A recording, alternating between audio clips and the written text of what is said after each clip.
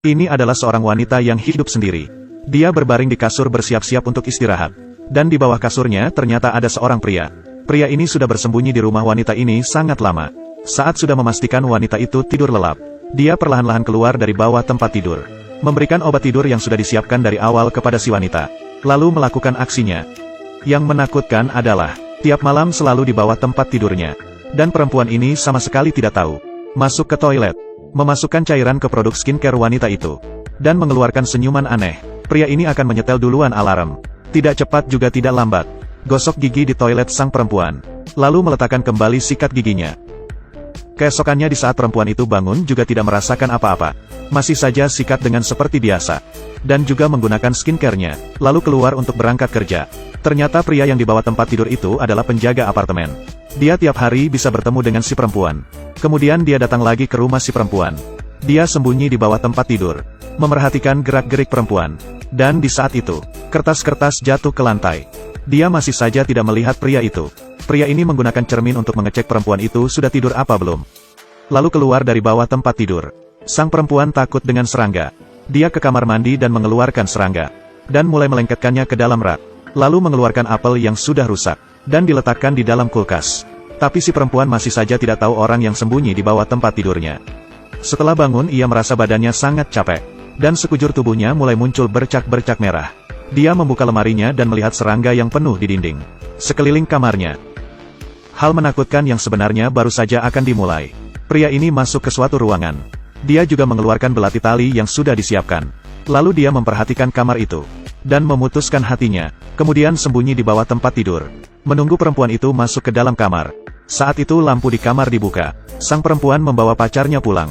Mereka berdua melakukan aksi romantis di atas ranjang. Pria yang di bawah kasur pun mendengar semuanya. Marah dan kesal, tidak sengaja meneteskan cairan keras di wajahnya. Pria itu mulai seperti kesurupan. Dan keluar dari bawah tempat tidur. Ingin kabur keluar. Saat itu si pria ingin membuka pintu. Tapi menyadari kunci yang dibawanya salah. Dia tidak bisa keluar. Pria itu membuka mata dan melihat dirinya di dalam bak. Dia mengintip wanita itu dari lubang gorden. Perempuan itu dipanggil kembali ke kamar oleh pacarnya. Mereka menemukan tas dan buku catatan di bawah tempat tidur. Saat itu pria memanfaatkan kesempatan itu berjalan ke ruang tamu. Tapi pacarnya si perempuan malah juga ikutan ke ruang tamu. Pria itu pun dari samping melihat mereka.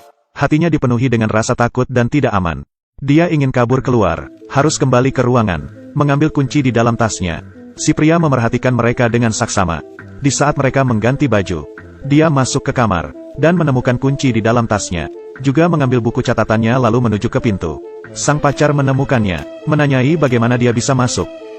Di saat dia mendisinfeksi rumah wanita ini, dia tidak sengaja meninggalkan tasnya di rumah perempuan.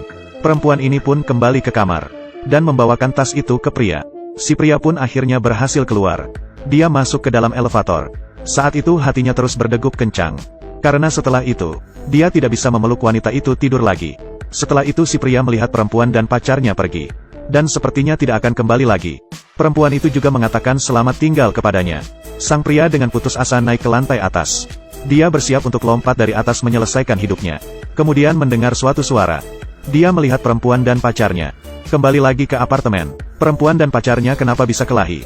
Ternyata perempuan itu hamil. Tapi pacarnya mencurigai itu bukan miliknya. Dengan sedih dia tidur di atas kasur.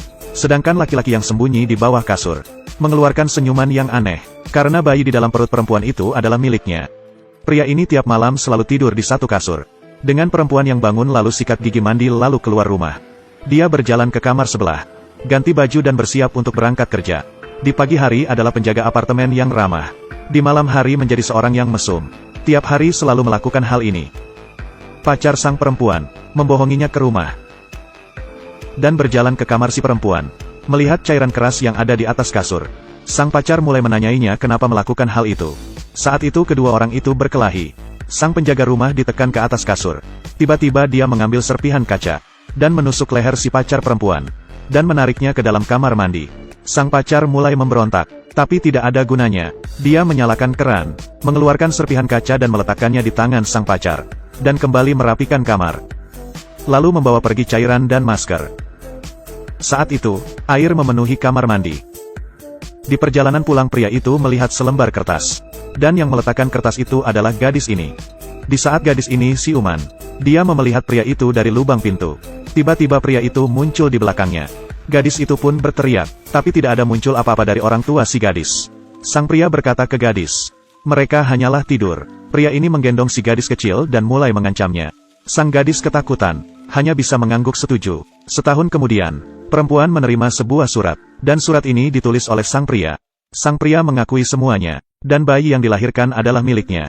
Perempuan ini menggendong bayimu sambil menangis keras. Pria itu hingga akhir tidak mendapatkan hukuman. Tapi dari cerita ini, dia memberikan kita banyak pencerahan. Jangan pernah menandai orang asing sebagai guru. Karena kamu selamanya tidak tahu, di balik seorang guru itu aslinya seperti apa.